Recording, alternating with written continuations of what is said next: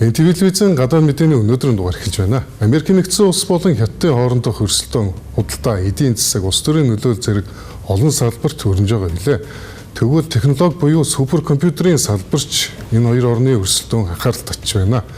Өчигдөр дэлхийн хамгийн хурдтай, хүчтэй 500 компьютерийг шалгаруулдаг топ 500 жагсаалтыг бүгд найрамдтаар тус бүтээгдсэн компьютер тэргүүлсэн байна. Найрамдтаар тусын Шинжаан хот дахь үндэсний супер тооцооллын төвд бүтээгдсэн Line-Shine хэмээх систем уг жагсаалтын 1-р байрт бичигдэж, Америкийн нэгдсэн улсын засгийн газрын цөмийн зэвсгийн нөөцийг хөгжүүлж хянахад ашигладаг El Capitan суперкомпьютерийг 2-р байр руу ухраасан байна. Хамгийн анхаарал татсан зүйл нь Line-Shine системийг Америкийн нэгдсэн улсын технологийн хатуу хориг арга хэмжээг суурин бүрэн дотооддоо бүтээсэн чипээр тоногложээ.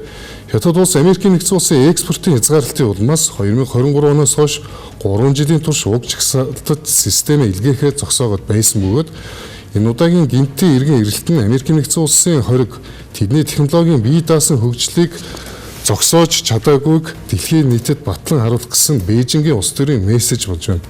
Гэсэн хэдий ч технологийн шинжээчид энэхүү амжилт нь дэлхийн химэл оюуны уралдаанд Хятад улс тэргүүлсэн гэсэн үг хараахан биш гэдгийг онцгойд нь тайлбарлаж байна. Топ 500 жагсаалтын шалгуур нь атомын харилцан үйлчлэлийг загварчлах гэх мэт шинжлэх ухааны уламжлалт нарийн тооцоолд суурилдаг бөгөөд Line-Shine систем яг химэл оюуны загварчлалттай тусгай хоринд ердөө 4-р байрт оржээ. Шинжээчдийн тайлбарласнаар тус системд Америкийн нэгдсэн улсын хоригийн улмаас хамгийн сүүлийн үеийн дэвшилтэд химэл оюуны чип дутагдж байгаа гэж. Түүнчлэн өнөө цагийн технологийн жинхэнэ өрсөлдөөн топ 500 жагсаалтаас гадуур өрнөж байгааг судлаачид анхааруулж байна.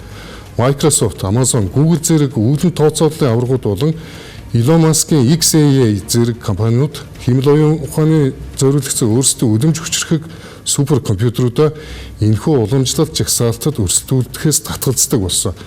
Калифорни их сургуулийн шинжээч Жими Гутричийн дүгнэснээр хэрвээ химэл оюун ухаан хувийн хвшлийн аваргууд системээ оруулсан бол Хятадын шинэ суперкомпьютер энэ удаагийн жагсаалтад 5-д ч багтахгүй байх магадaltaй байсан гэж дурджээ. Тиймээс Хятад улс нарийн ширийн зүйлсийг орхигдуулан зөвхөн дэлхийд тэргүүлсэн гэх алдраар дамжуулан Америкийн нэгдсэн улсын хориг үр дүнгүй болсныг харуулахыг зорж байна хэмээн тэрбээр дүгнэсэн.